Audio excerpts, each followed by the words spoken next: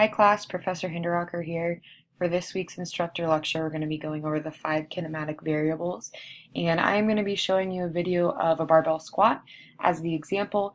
This goes hand in hand with your CAP 3. So the only difference here is I am not physically in the video with this gentleman, but I am going to be talking you through all 5 kinematic variables and how you should be able to talk about them inside of your video, as well as how you should be able to understand them. So figured a video of a movement and us talking through each variable would be better for your understanding of this topic and of the text than me simply just talking through a PowerPoint. So timing is our first variable. Our second variable is position and location. Our third is displacement. Our fourth is velocity. And our fifth is acceleration. So we're going to begin with timing. Timing is the time from the barbell down an extension.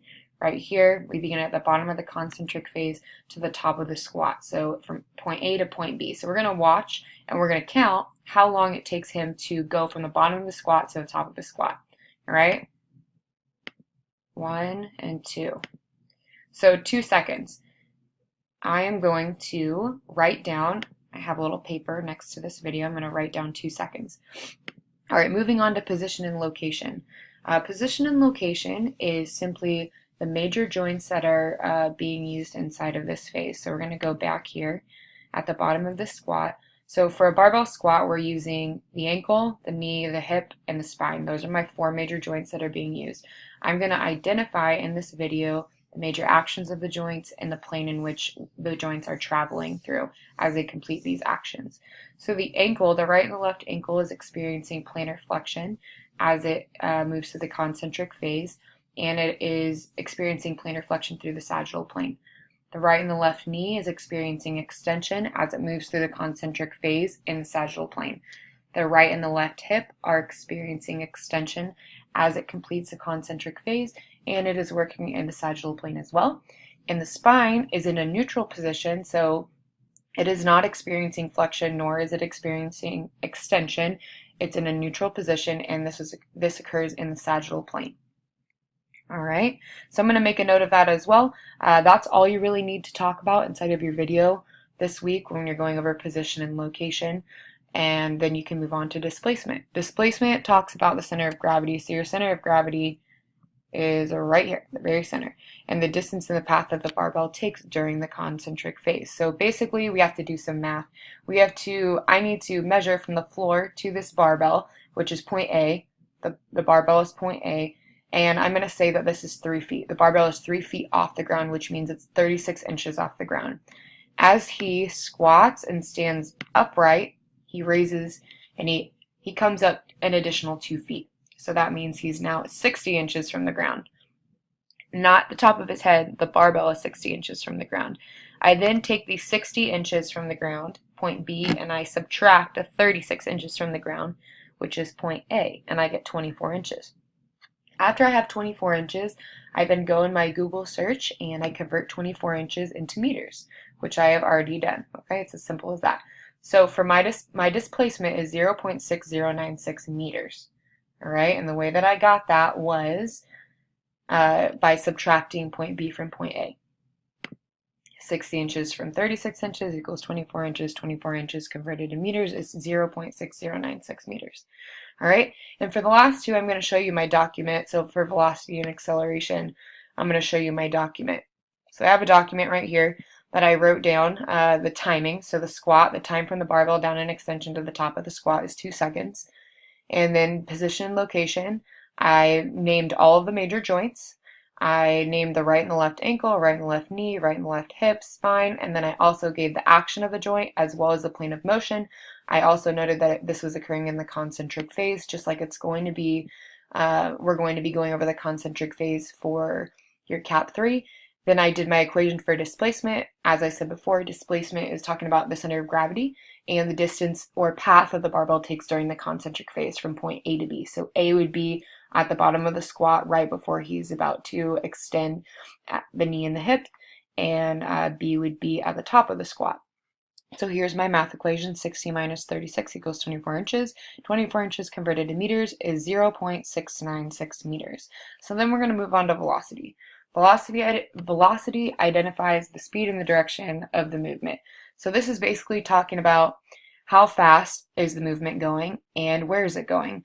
So in order to figure this out, we have to divide the meters by the seconds. So we take our meters, which we did up here in displacement, we take our seconds, which we did up here in timing, and we divide them, and we get 0.3048. All right, so that is our number for velocity. And when we move on to acceleration, talking about how fast the movement is, we calculate the linear acceleration, meaning going upwards for the movement. And the formula is our initial velocity is 0 because we're not moving quite yet. Our actual velocity is 0.3048. That means how fast we're traveling in the meters that we traveled. And then we divide it by the time, so how long it actually took us to do the movement. So we do 0 minus 0.348 divided by 2. So we do this portion of the equation first, and we get 0.1524 because it's being subtracted from 0, which is not an actual, it's not a number that is larger, it is the equivalent of 0. So our overall answer for acceleration of movement is 0.1524. So these are the 5 kinematic variables. You need to explain all 5 of them in your Cat 3 video, and I just wanted to go over all 5 of them for you so that you had a good understanding of what is going to be expected of you inside of your paper. Now, I don't want you to simply write just a sentence for your paper. I want you to elaborate a little bit on the timing. Explain to me what timing is. Timing is from the barbell down an extension to the top of the squat in the concentric phase of motion. Timing is explaining how fast the movement is going, and my movement is occurring in 2 seconds, right? And then highlight 2 seconds. Position and location. There are 4 major joints that are being used inside of my movement, which is the barbell squat. And these joints are the ankle, the knee, the hip, and the spine. So you would be writing this in a paragraph, not simply bullet pointing them. And then you could bullet point this. So right and left ankle, right and left knee, right and left hip, and then the spine. All right, make sure that you put the plane of motion that it's occurring in. Flexion and extension occur in the sagittal plane, just a helpful reminder. Displacement. Displacement talks about the center of gravity and the distance or the path that my barbell is going to take during the concentric phase. So this means that my barbell is going to move from point A to point B. So from the start of the concentric phase to the end of the concentric phase.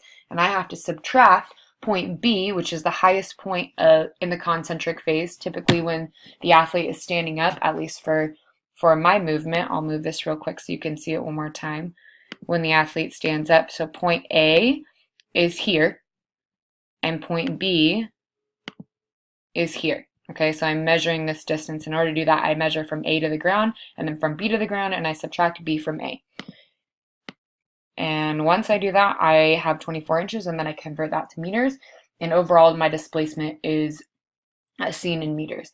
Then my velocity occurs. My velocity identifies the speed and the direction of my movement. So now we're talking about how fast my movement is occurring as well as in what direction it is moving.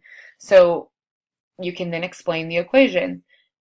The equation that I'm using for velocity is meters divided by time. So that would be 0.6096 divided by 2, and my answer is 0.3048. And then I move on to acceleration because I need this number, 0.3048, inside of acceleration, and then you finish this equation down at the bottom. All right? So these 5 kinematic variables are really important for the squat. Let's watch the squat just a couple more times. He does it a few more times. We're really just looking at the concentric phase, so that's from here to here as he extends. All 5 variables play a really big role in each exercise, so all of the exercises that you have the ability to choose from.